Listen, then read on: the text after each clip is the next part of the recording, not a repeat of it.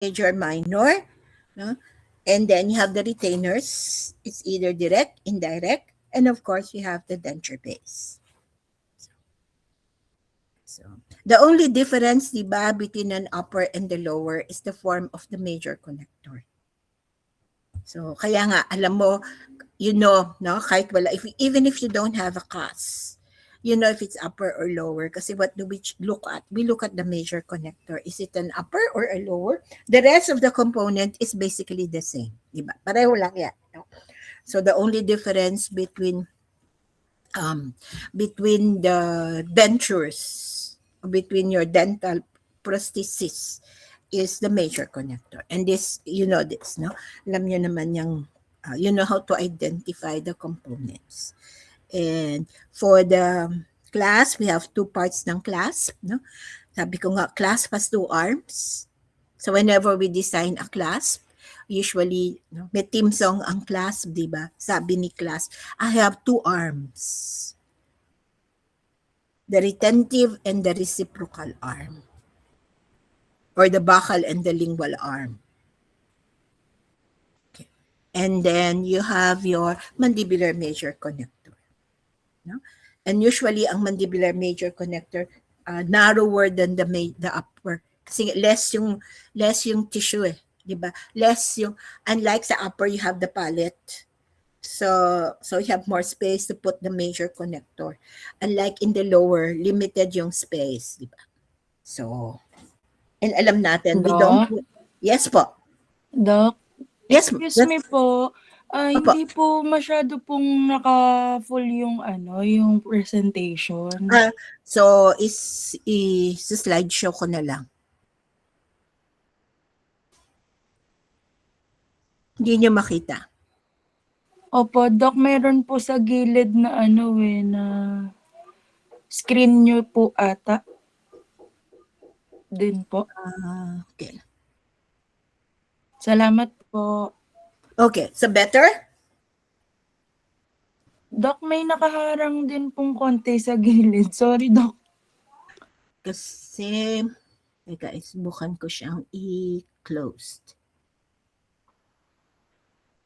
Yan, better. Opo, Doc, salamat po. So we have your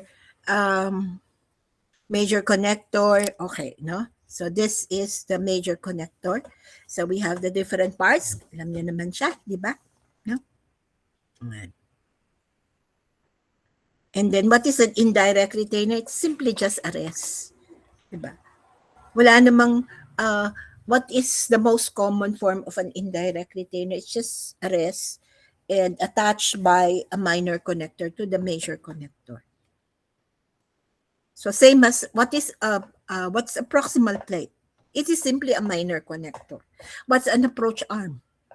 In a vertical projection, it is a minor connector. So wala namang additional component. So minor connector pa rin sila. We define or we describe yung approach arm, proximal plate as actually part, or it is classified as a minor connector. Okay. And then you have two arms, as I've said, it's retentive and reciprocal, no? And you have two types of clasp, right? It can either be circumferential or suprabulge. And then you have vertical projection, or you have your infrabulge clasp. Sometimes we call it bar type, no? We call it vertical projection. And usually, if it's a vertical projection, meron siyang approach arm.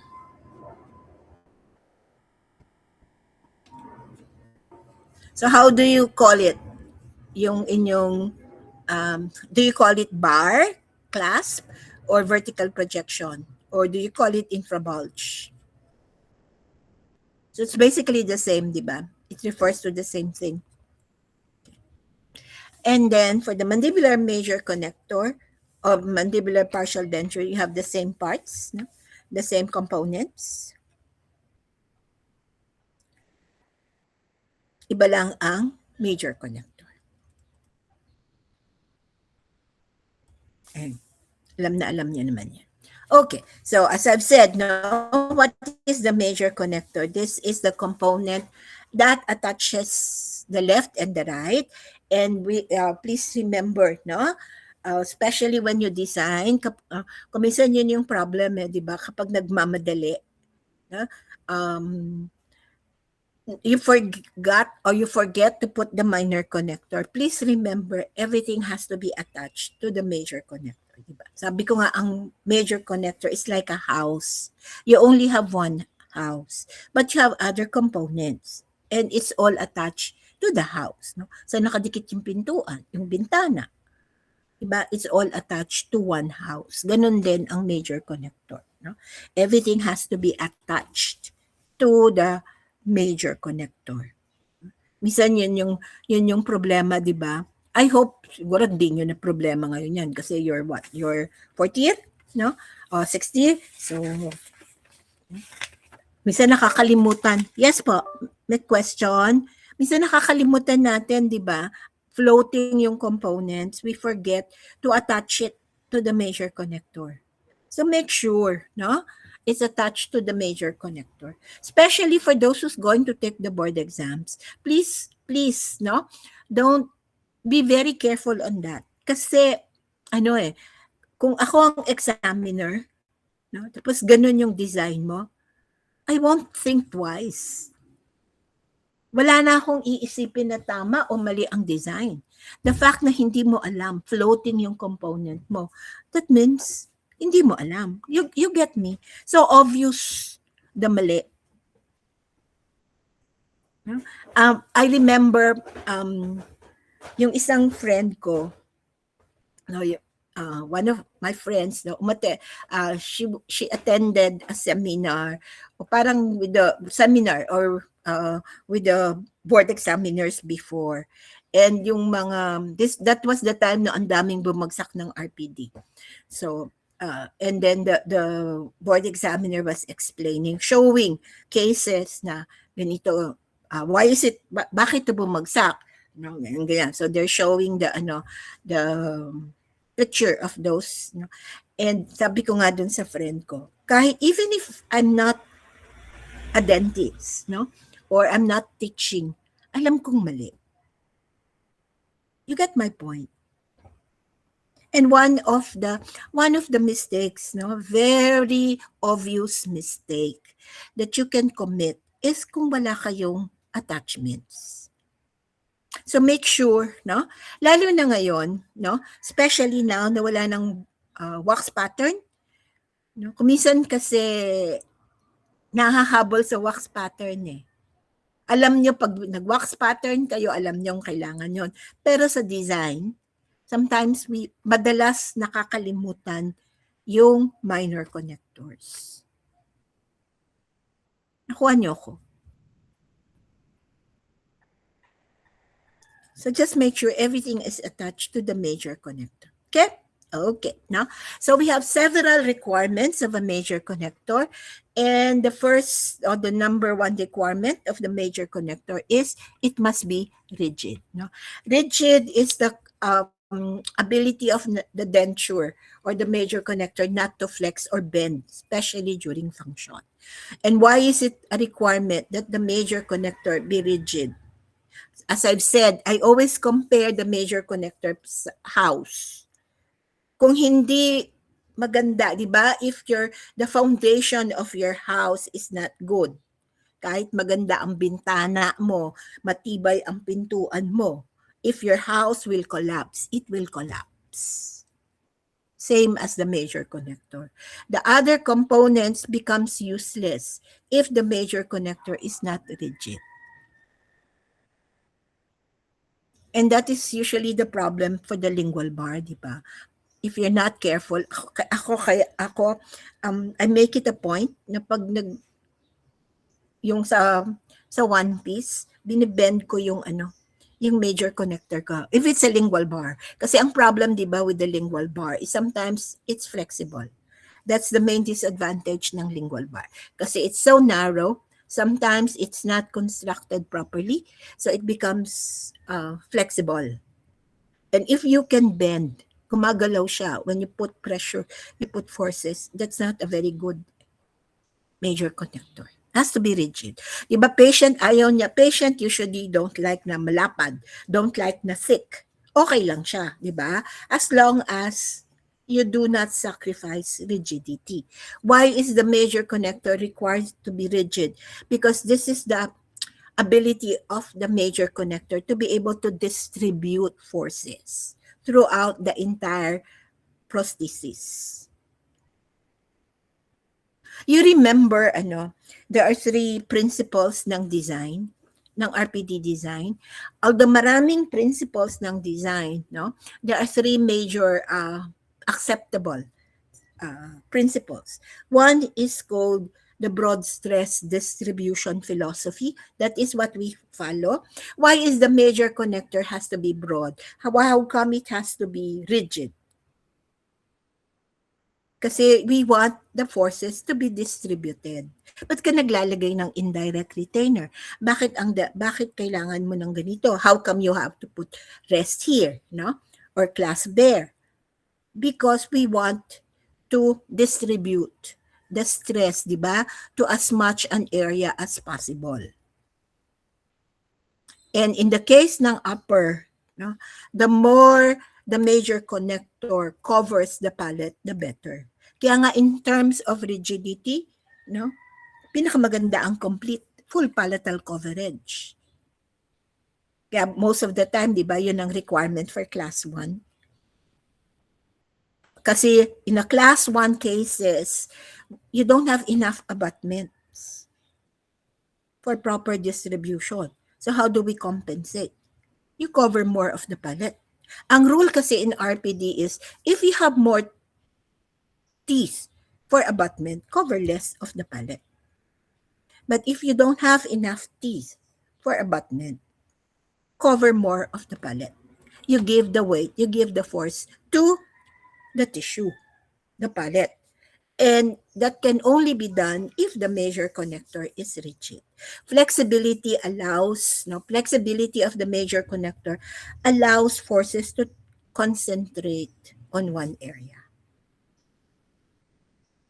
Diba tayo, mas gusto natin, pag sa group work, you don't like mag-isa ka lang, diba? You like may kasama ka, para you share the work. And sa RPD, it can only be done kung rigid ang major connector. So, okay lang naman if the patient likes it narrow, likes it hindi ganun, not too thick, as long as you don't compromise rigidity. Okay? And that's the disadvantage, no, of a lingual bar. I'm sure, no, mas gusto niyong lingual bar kaysa lingual plate, di ba? Right? Hirap kasi mag-fit ng lingual plate.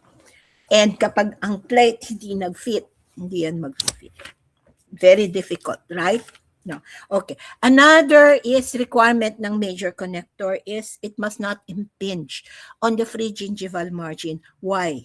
Because the free gingival margin has so many blood vessels, so many blood supply that is likely to be damaged if it has impingement. Dapat free para makaka-flow ang blood. And especially your lower gum tissue, no, very vascular yan eh. It is so highly vascular area, which has a very tendency to be na-press ko yung yeah, it has a tendency to to be impinged, damaged during impingement. And to make sure that it does not impinge on the pre-gingival margin, we place it 6 millimeters away from the free gingiva if it's upper, and at least 3 to 4 millimeters if it is lower. If you cannot place it 3 to 4 millimeters or 6 millimeters for the upper, what do? Anong ginagawa natin, di ba? We extend the major connector, no, to cover the lingual surfaces of the teeth, and we call this plating. Ang maganda with the lingual plate is, since it's wider, no, well, no problem with the rigidity. So it doesn't have to be, ang maganda with the plate, kahit it's not too makapal, not too thick, it will not be a risk for rigidity kasi malapad naman siya eh. No? So you cover yung it makes it wider so that compensate for the bulk. And you don't have to place it, di ba? You really don't have to place it 4 millimeters, 6 millimeters kasi extend mo naman eh. So there's no risk of impingement. So in terms of rigidity, in terms of support, pinakamaganda ang lingual plate. Kasi lahat ng dinaanan, all the tools where the lingual plate passes through actually contributes to the support and the rigidity. Yun lang, mas mahirap ang plate kasi it has more, ang tawag dito, structural requirements, unlike a lingual bar. Di ba ang lingual bar, the advantage naman ng lingual bar is very simple, very easy to make a lingual bar. Just get your wax, di ba? Didikit nyo lang sa cast, no? That's the lingual bar. Yung 6 inch na half round, no? Lalagay mo lang doon, lingual bar na, no? Ang lingual plate, it's more difficult in terms of design. It's in terms of how we make it in the wax pattern. It's more mabusisi ang lingual plate. But in terms of rigidity, in terms of support, maganda ang plate. Okay, so if you cannot place it the required distance, better to risk impingement, extend it to cover the lingual surfaces. And we call that plating. Okay, any questions? Okay. So another is, any metal, so that it does not impinge, any metal that crosses the gingival margin should always do so in a rounded 90-degree angle. Another rule, so first rule is KISS. Another rule is no component should be added or removed unless it serves a specific purpose. Third rule, it's everything has to be rounded. We avoid sharp angles. And any metal that crosses the gingival margin should always do so at a rounded 90-degree angle. That way, it does not impinge on the pre-gingival margin. So when you make your RPI, when you make the approach arm, cross it 90. Hindi nakaslant or naka-obtuse. But it should always cross the gingival margin 90 degree. Whether it's a T-clasp or a Y-clasp or it's an RPI or an I-bar, when we design the major connector, kasi it will cross the gingival margin, so it has to be at a rounded 90-degree angle. We don't want sharp angles. Everything has to be rounded. Anything that is sharp kasi nafe-feel ng tongue. Sabi ng tongue, I can feel it. So you don't like that. Okay? So make sure, kayo pa naman, gustong-gusto nyo ng RPI. So make sure you design your approach arm properly so it does not impinge. Okay. So everything has to be rounded, or borders should be rounded. Okay. The third is it must not create food entrapment. I think that's clear. And more you cover, that's the tooth structure, the more likely you'll have food entrapment. Actually, ang lingual bar or ang lingual plate, if it's properly designed, mas mas less food trap, mas hindi na-feel ng mas hindi na-feel ng patient. Kung well constructed properly fitting. Ang problem lang is kung hindi maganda ang pagkagawa ng lab. Minsan ayaw mag-fit, nakaangat yung plate. Kasi mas maganda kapag plate tapos maganda ang pagkagawa, ang ganda ng seal ng plate rather than the bar. Actually, kung ang bar mas mas food trap siya eh. Kung hindi tama ang gawa. So, but ang ano kasi 'di ba alam natin, the more you cover, the more ang tendency for food getting trapped. So kung hindi naman kailangan ng plate, better siguro mag-bar. And actually ang recommendation naman 'di ba, if you can use the bar, you use the bar. You use the lingual bar. Pero if you need additional retention, additional stability, additional support, no, mas maganda ang plate. But, no? And mas maganda daw if you, sa bar, diba, the lower you put it, the farther from the free gingiva it is, no? Mas mababa ang bar, provided you don't place it on the soft tissue or the floor, no? Mas maganda siya kasi less nafe-feel ng dila. One advantage of putting the lingual bar lower is, no, one is since it's placed lower, you have more space between the free gingiva and the anterior border. So less ang impingement. Another is it becomes less objectionable to the tongue. Mas hindi nafe-feel ng dila if it's placed mababa, lower, and less food trap siya if it's too high ang placement ng bar. You know, pag tinignan nyo, di ba, pag tinignan nyo yung mga nitty-gritty, no, nung mga requirements, ang dami. Sa atin kasi parang, di-designan ko lang, bar lang. No? But do you bar lang, simple ang bar, no? But do you design it properly? So pag tinignan nyo, no? Pag tinignan nyo yung construction, so parang madali. Pero pag tinignan nyo yung mga little details, lalong humihirap ang design. So hindi lang mahirap mag-design, mahirap pa ding mag-design properly yung mga components. Now, get me yung point ko. Buti lang sa board exams, hindi ganun ka, hindi kasi siguro they don't have the time really, no, to check, di ba? So, pag tinignan nyo yung mga requirements, so many requirements. And hopefully, ang laboratory, alam din nila yon, no?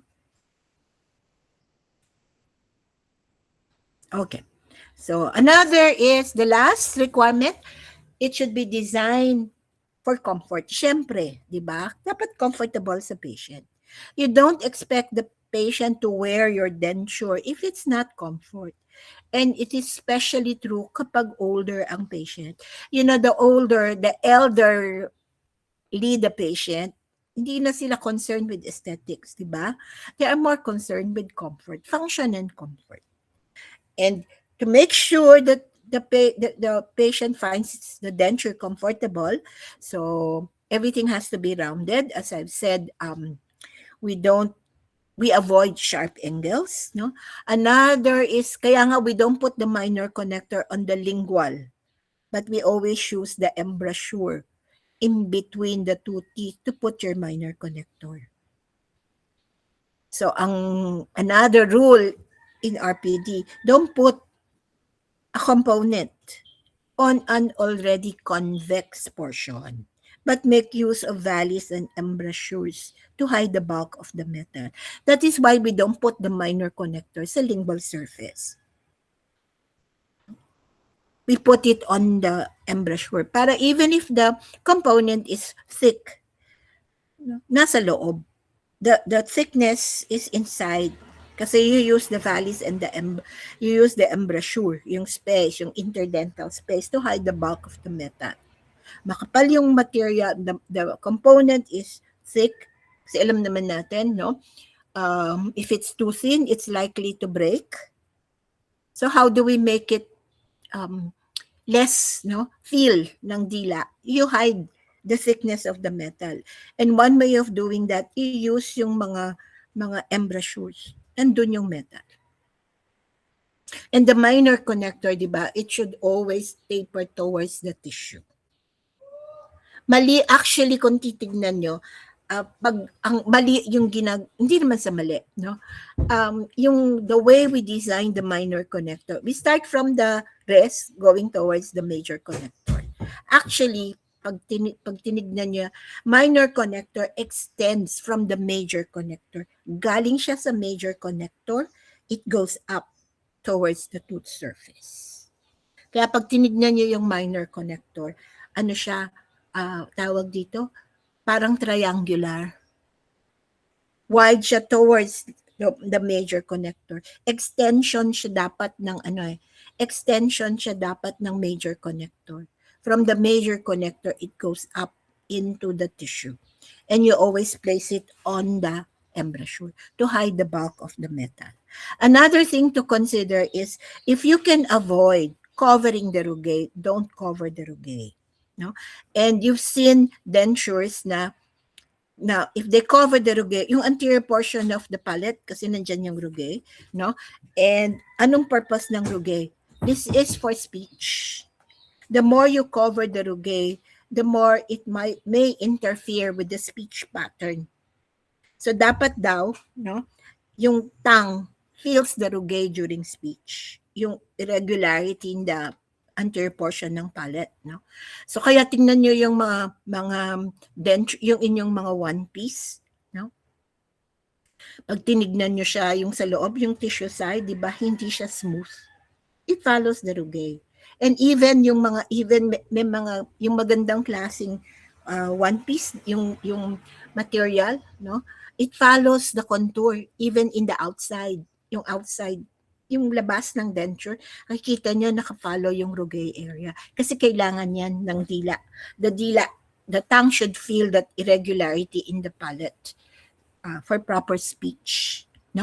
If you have, kaya nga ang recommendation, if you don't need to extend, don't extend.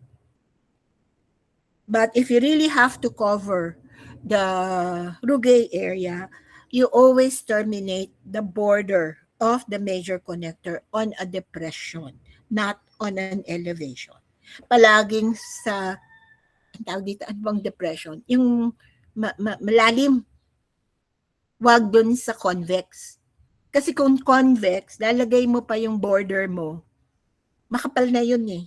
Tapos, dadagdagan mo pa ng metal, di lalong makapal.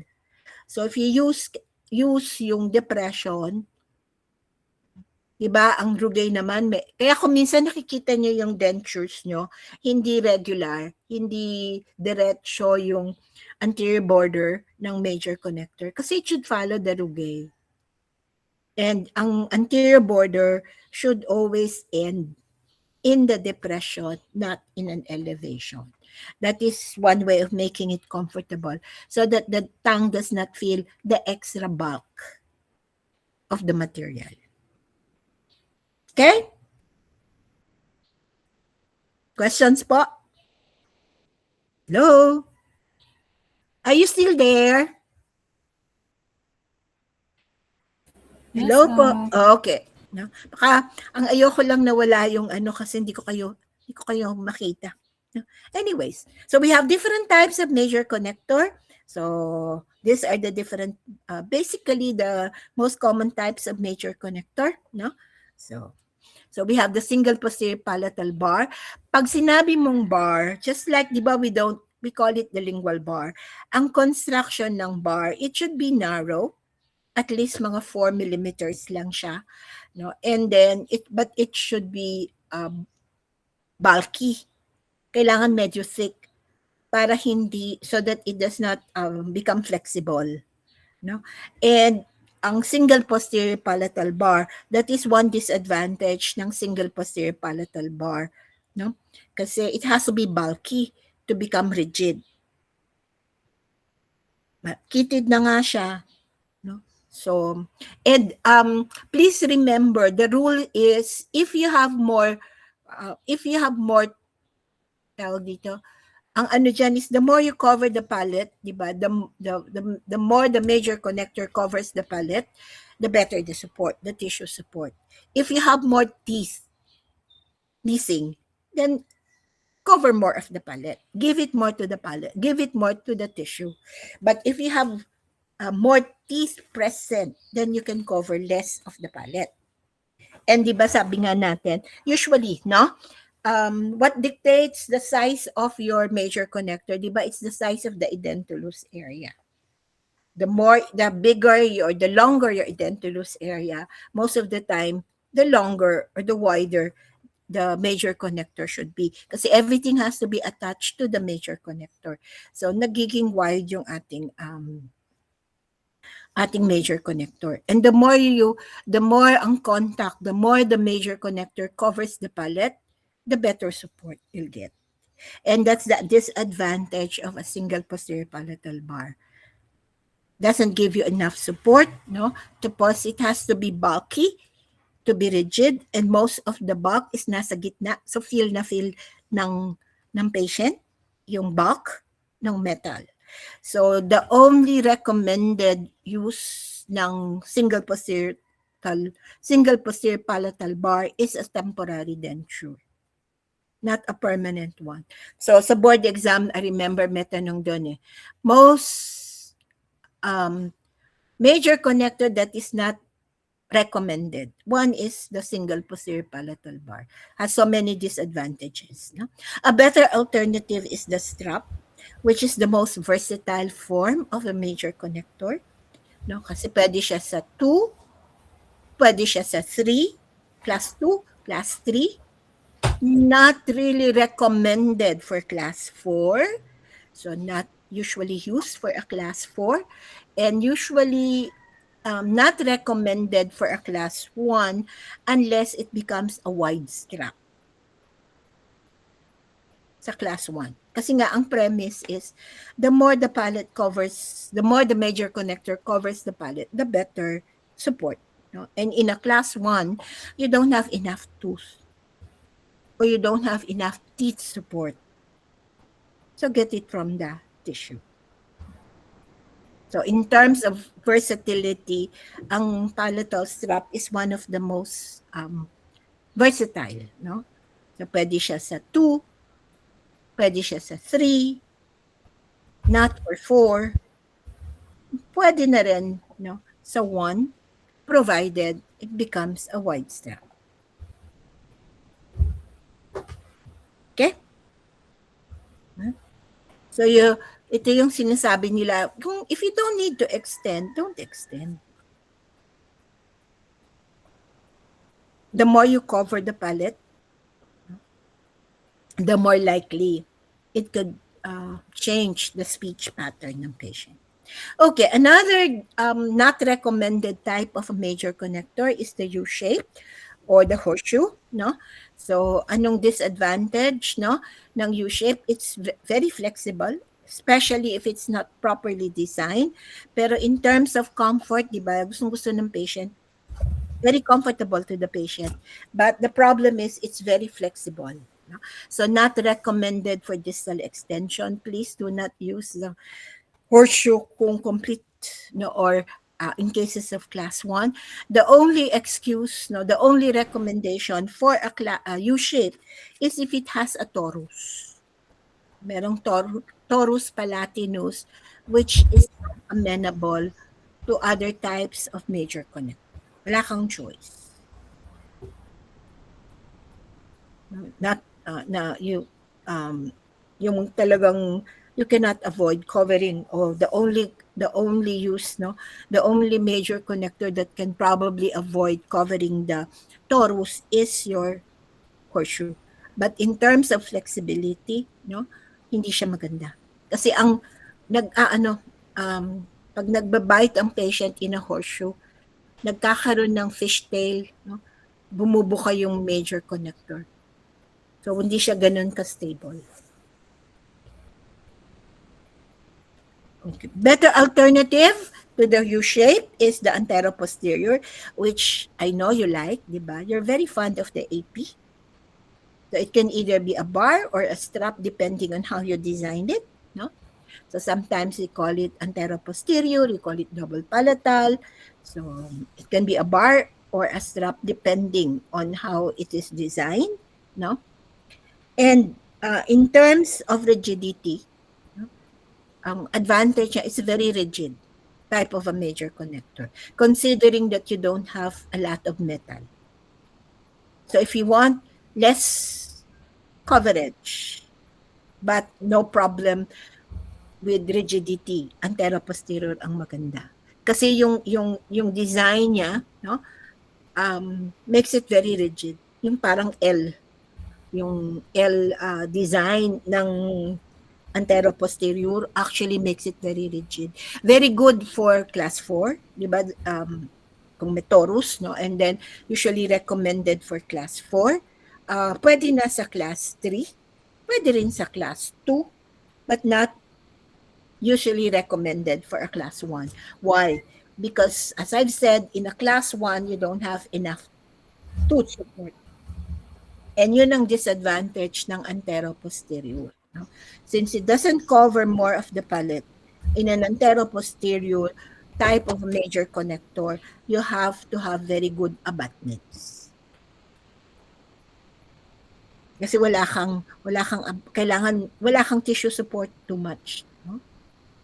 And I don't know kung alam nyo naman siguro, no?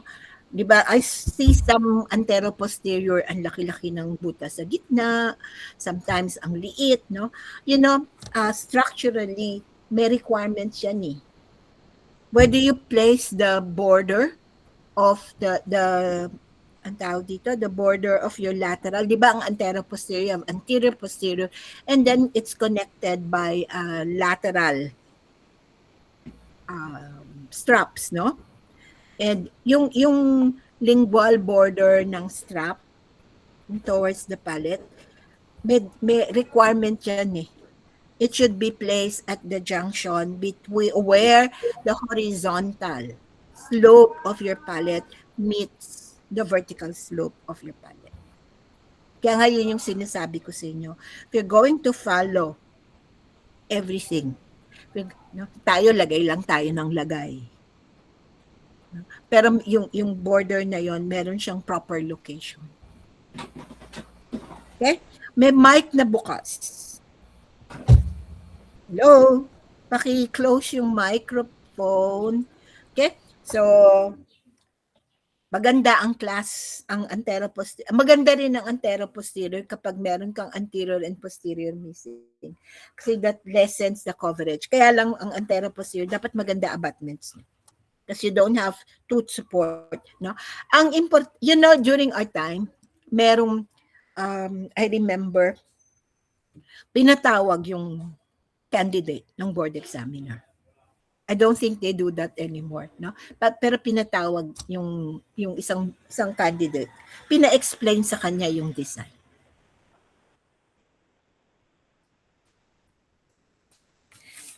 And not ano lang ha,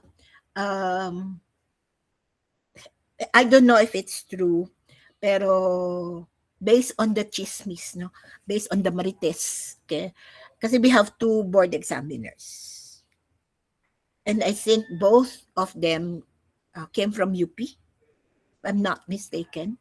No, I don't know kung ano yung kanilang tawag dito, ano yung subject nila, ano yung field nila, no? But one I know is ortho. Si Dr. Tan, Georgie Tan is ortho. No, I don't know yung isa. Anyways, no? And sabi nila mahigpit daw. So please study well, especially for those who's going to take the board exam. Medyo mahigpit daw yung board exams. Yung board examiners now.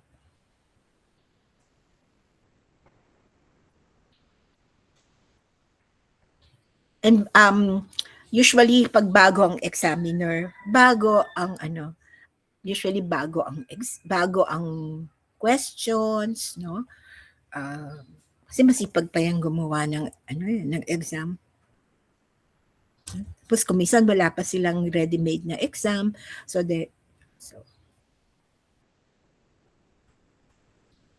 And tawag dito, no?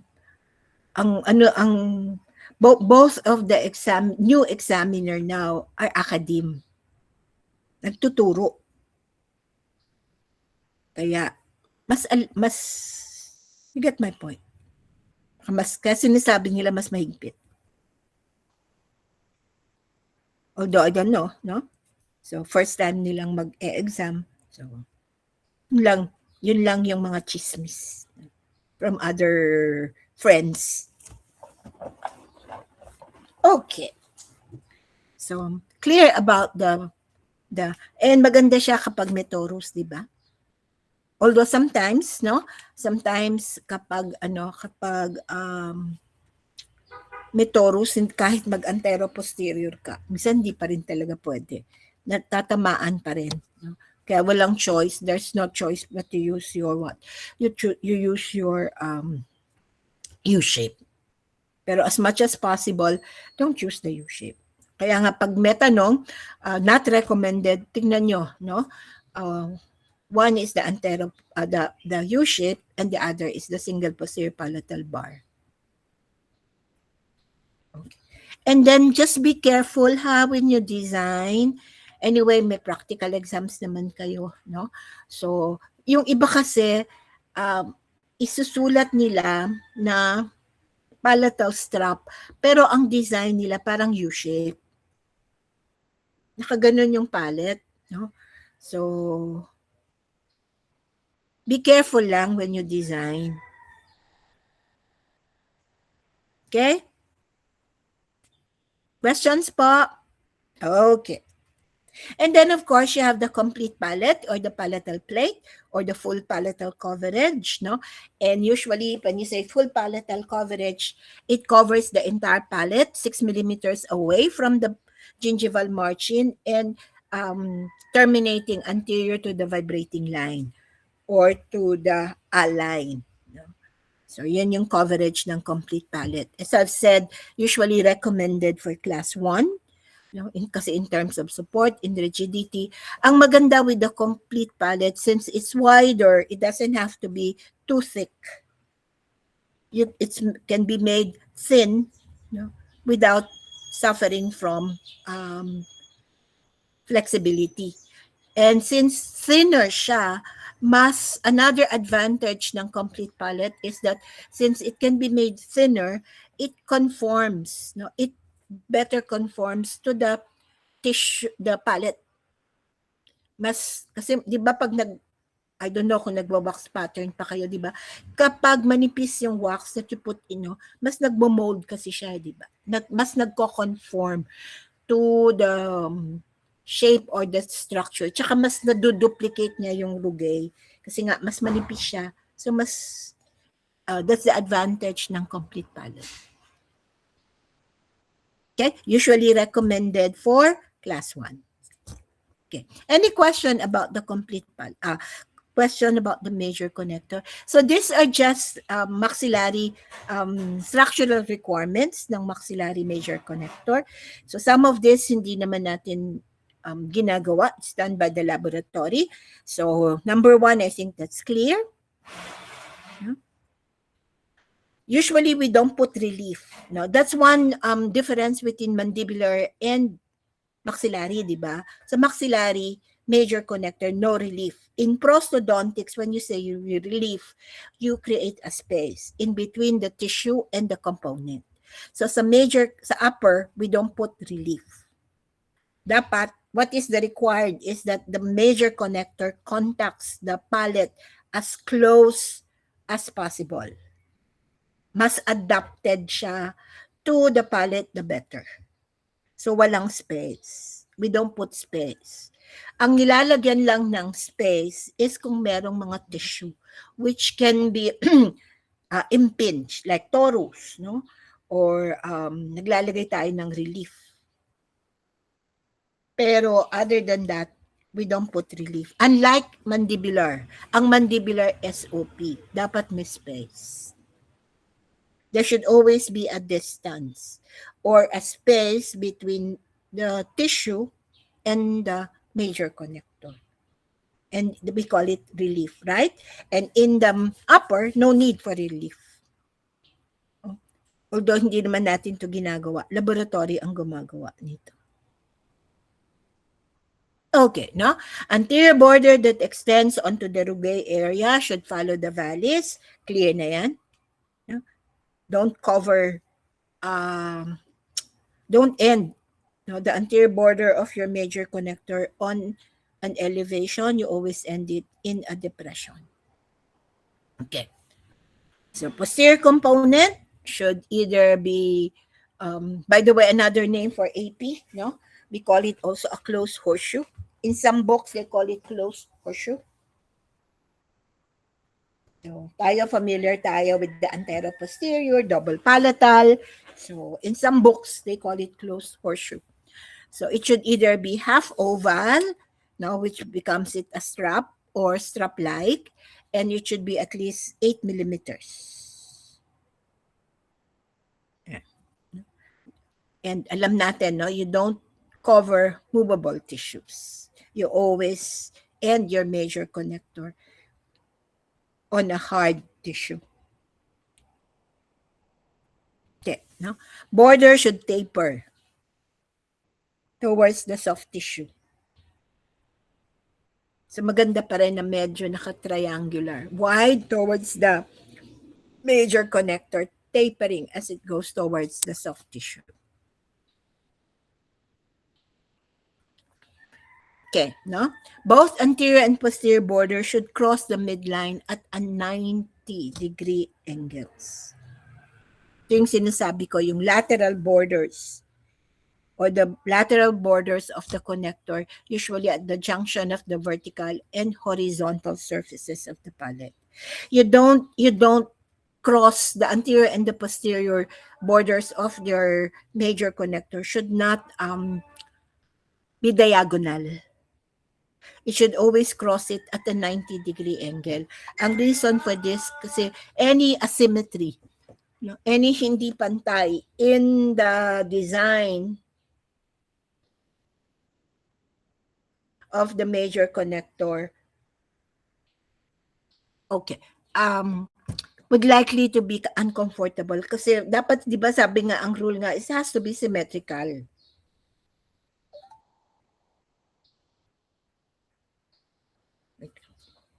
So you try to make it symmetrical. Don't cross it diagonally, but it should always be symmetrical. Okay, no? Thickness throughout. Finish border should be curved. No? Clear na yun, no? Avoid sharp angle. Okay. Smooth but not highly polished on the tissue side. I think that's clear kasi the more you polish the tissue, kaya nga you look at your metal framework, di ba? Ang ganda-ganda sa labas, so shiny, so smooth, no? Or you don't polish the inside kasi the more you polish the inside, the more it loses contact with the palate. So usually, ano lang siya, wala lang sharp borders, wala lang nai-impinge, pero you don't polish the inside. Kasi the more you polish, the more the tissue side of the framework polish, the more nagkakaroon ng air going in. Kasi di ba dapat maganda there must be a complete seal between the tissue and the major connector. Kailangan walang pumapasok na hangin.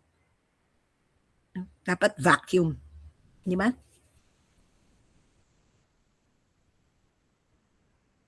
Okay. No? Borders of the tissue should be beaded, no? And the bead fading out near we end the beading 6 millimeters from the free gingival margin. This is actually laboratory. No? Laboratory ang gumagawa nito. What is beading? Beading is scraping the outline of the major connector dun sa master cast prior to the next procedure, which is duplication. If you remember the laboratory procedure, we don't hindi kino-construct ng laboratory yung denture mo on the master cast. Kaya when your framework comes back to you, di ba? Andyan ang major connector. Andyan ang master cast. Kasi hindi nasisira ang master cast in a one piece. Kasi diniduplicate yan. No?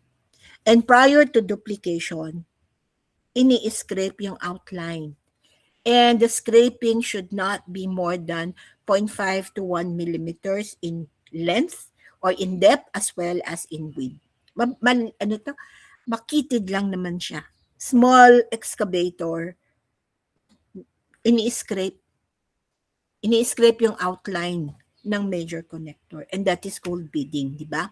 And what's the purpose? No? This is to transfer the design of the major connector. Para pag dinuplicate yung cast, yung master cast, nandun na yung alam ng the technician know what is the design. Kasi nandun naka-outline dun sa refractory or dun sa duplicate cast. Another is alam ng technician during processing of the casting of the metal framework, alam ng technician up to where yung kanyang borders. Kasi makikita mo when the border, di ba you notice that kapag yung inyong one piece, yung termination ng inyong major connector, medyo makapal. That's because of the beading. Hindi siya tawag dito, may border siya eh. I don't know if you notice that, no? Meron siyang border, and that border actually is because of the beading. Mas makapal siya ng konti. So alam ng technician up to where to polish. And also it creates a better vacuum, creates a better seal between the major connector and the tissue. Less, it gives a better adaptation of the major connector to the tissue. Kaya nagbibid. But we don't need to bid. It's a laboratory procedure. Okay? Okay, so this is just the recommended way of designing, or I don't want to call it drawing, no? Mas gusto kong designing. So this is the recommended way of designing your major connector. No, you outline the primary denture bearing areas. Primary denture bearing areas, this is the denture which would be this is when you say diba primary denture bearing, are the areas where you can put stress. And usually, no, it's the edentulous area.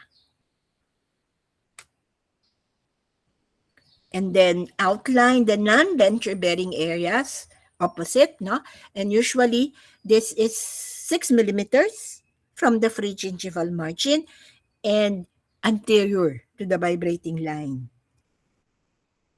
So yung mga dapat hindi naiipit. We call it the non-denture bearing areas.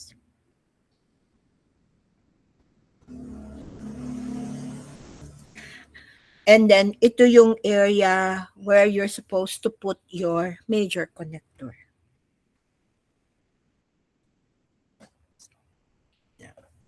Then you call us, anong gusto mong design? And you just connect. So kitang-kita mo na it is what? No? Antero-posterior. Yung design. Which is not really good for a class 1. Siguro kasi may torus. So ano yung mga hindi dapat covered, no? So the dark side, di ba, the dark areas or the darker one, dapat hindi nako-cover ng denture unless you do a lingual plate. Okay? Questions po for the major, maxillary major connector. Are we good? Do po. Opo, yes. Okay, let's go to the mandibular major connector. So basically, the basic form of a mandibular major connector is that of a lingual bar, di ba? So lahat naman may bar, may lingual bar. The rest are modification of your lingual bar. So you have a plate, sublingual bar, labial bar, and you have the double lingual bar, or also known as the Kennedy's. No? So what is the lingual bar? It's a half pear-shaped or half round, no? Located above the moving tissues but as far below the gingival margin. As I've said, ang advantage ng lingual bar is very simple, no? And sabi nga, you cannot go wrong with the lingual bar. The simpler your design, the less chances of committing a mistake. Maganda ang lingual bar for tooth-borne since hindi siya masyadong maganda for tooth tissue borne. Usually recommended, di ba, ang lingual bar for tooth-borne partial dentures, no? And one requirement for the bar supposed to be you can only use a lingual bar if you have enough space from the free gingival margin onto the floor. Dapat meron kang 8 millimeters, at least 7 or 8 millimeters of space where to put the lingual bar. Kung kulang ka ng space, let's say for example, receded ang gums or ang gingiva ng mga ipin, no? You don't have a space to put your bar, hindi dapat bar. No choice ka, plate. So you have to have at least 7 to 8 millimeters. If you measure, mini-measure yan talaga, no? Measure mo from the free gingival margin to the floor. You should have 8 millimeters. Why? Kasi it would, why 7 to 8? Kasi the bar, the usual size of the bar is 4 millimeters. So, dapat 4 millimeters ang size niyan. No? So, less than that, ang chances for the bar is to become flexible. So, it should be 4 millimeters, at least 4 millimeters. How far should it be placed from the free gingival margin? At least 3 to 4 millimeters. So, kailangan mo nung 7 to 8 millimeters. Kung less than that, it's either you impinge, kasi you will place the bar, the 4 millimeters, nearer the gingival margin, or you make the bar narrower, which makes it flexible. And the longer the bar, the lingual bar, the more flexible usually it becomes. Diba? Pag nagbabali kayo, no? Anong mas madaling baliin? Yung maliit o yung mahaba?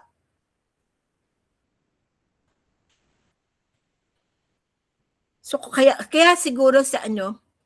So if you don't need to extend the bar, you don't need to extend the bar kasi the longer the lingual bar is, the more chances it becomes flexible. Okay? Maganda siya for tooth-borne, no? Maganda siya if you have enough space, and kung pwede ang lingual bar, ang recommendation pa rin naman is you use a lingual bar. If you cannot use a lingual bar, wala kang choice, di ba? You use a lingual plate. Ang problem with the lingual plate is mas madaming tawag dito, becomes more complicated in design. But as I've said, no, in terms of support and rigidity, maganda ang plate. But when the plate, dapat ang plate, it should be very, very thin ang plating. Yung mga plate na nakikita ko kasi makapal.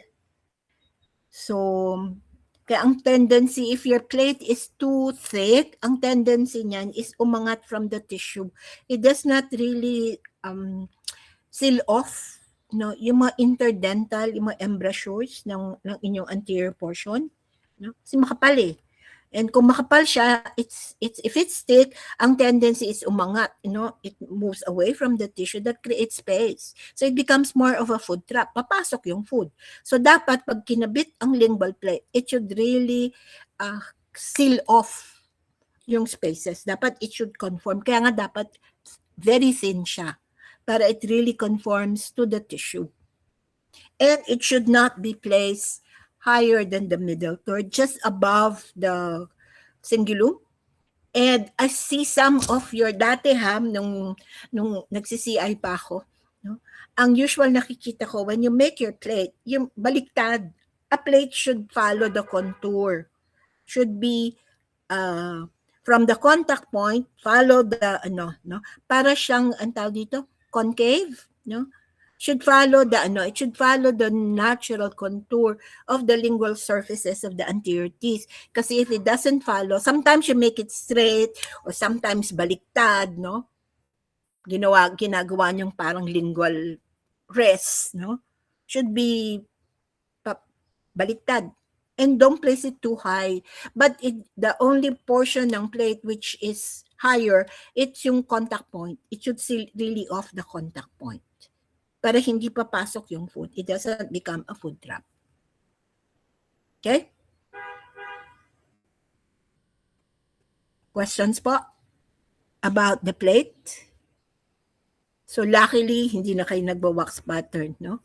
So, pero may mga structural requirements yan. Kaya nga, pag ang plate, if it's not suot ng patient, very sharp yung kanyang points. No? Knife edge nga eh.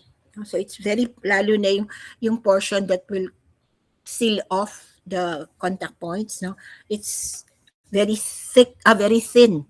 Para talagang nakadikit. It's really adapted to the tissue. And these are the indications for the plate.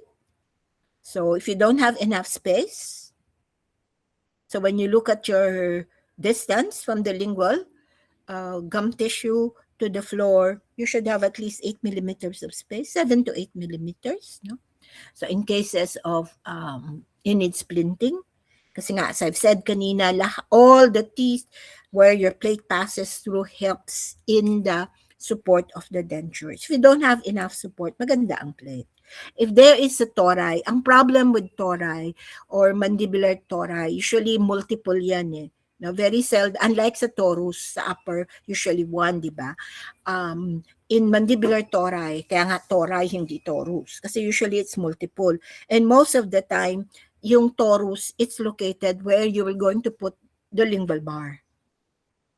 Ang maganda with the plate, you can make it, no, you can avoid the torus kasi you put it up naman.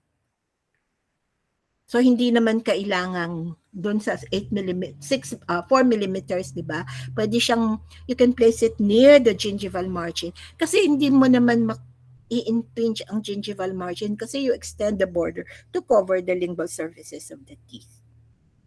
So na-avoid in a lingual plate, no? Possible to avoid the tori, which is sometimes difficult to do if you use a plate, if you use a bar, rather.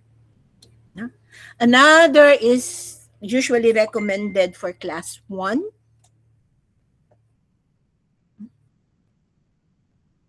So, mas maganda ang plate sa class 1. Mas maganda ang plate kapag tooth tissue borne.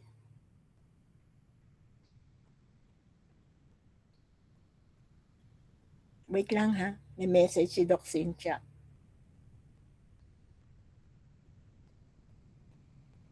Okay. So, no, in cases of rigidity, in-explain ko na yan. No, in cases of, if you need indirect retention. So, maganda ang plate, no, for class 1, kasi class 1 is tooth tissue borne, you need indirect. And kapag nag-plate ka, ideally kasi, when you make a plate, especially if it's an anterior plate, there must be a rest at the end of the plate, whether the plate is extended to cover the posterior or not. Basta dapat at the end of the anterior plating, there should be a rest at the end of the anterior plate. Let's say, nag-plate ka ng incisors, dapat may rest at the end. No? And usually, yung rest that is used to support the plate, the anterior plating, provided it is placed far from the fulcrum line as possible, can actually serve as the indirect retainer. So kung class 1 yung case mo, nag-plate ka, and at the end of the plate, the ideal position of the rest is you place it on the distal of the 3 or the mesial of the 4. If you put a plate there or if you put a rest there, no, that rest can already function as the indirect retainer, you don't need to put additional component. Let's say class 1, typical class 1, missing all the molars, which is very typical of a class 1, no? So plate ka, maglalagay ka ng plate sa anterior. Pwedeng you can include the cuspid or not, no? And then tawag dito, at the end of the, whether you extend the plate to cover the premolars, dapat may rest ka pa din. Provided that rest, malayo siya from the fulcrum line, hindi mo na kailangan. No need for additional component. Yun na yun. Yun yung maganda with the plate. Okay? So, any questions about the indications?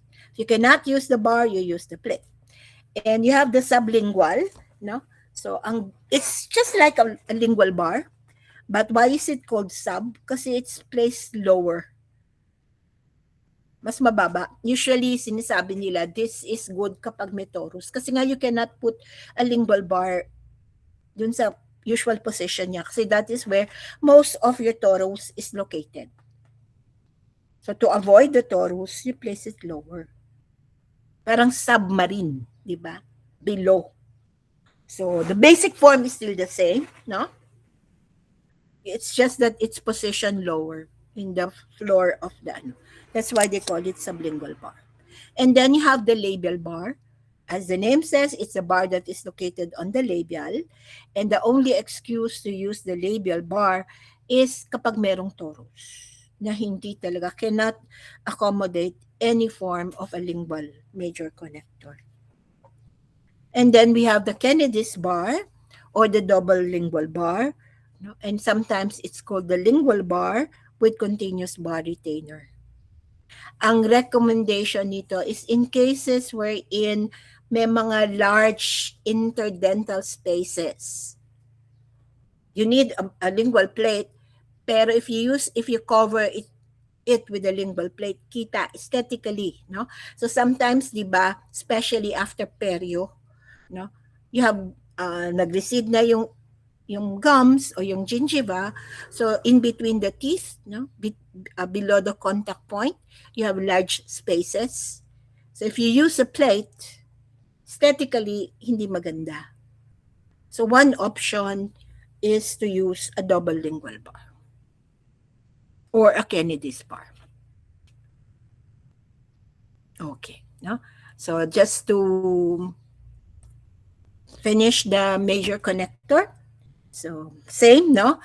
What are the steps, recommended steps in designing the mandibular major connector? Cover the primary denture bearing area or the denture base, no? Outline the inferior border of the major connector up to where, and alam natin, di ba, if it's distal extension, you don't extend the major connector posteriorly. The major connector always end at the distal of the last abutment. And then outline the superior border of your major connector. You either end it 3 to 4 millimeters from the free gingival margin, or you cover the lingual surfaces of the teeth. And then you just connect.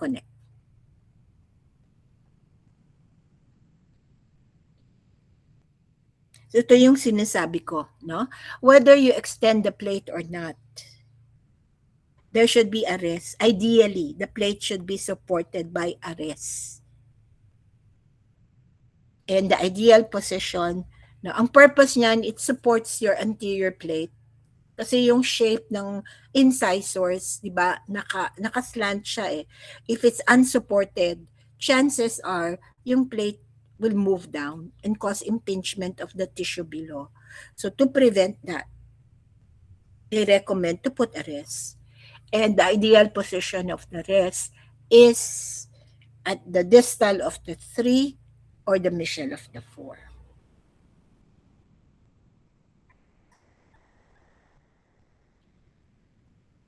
And that already forms your indirect retainer na siya.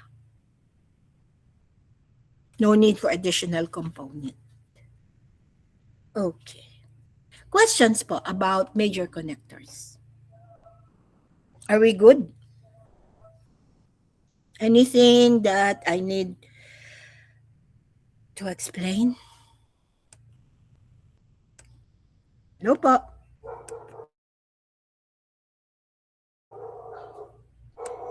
No po. May tanong?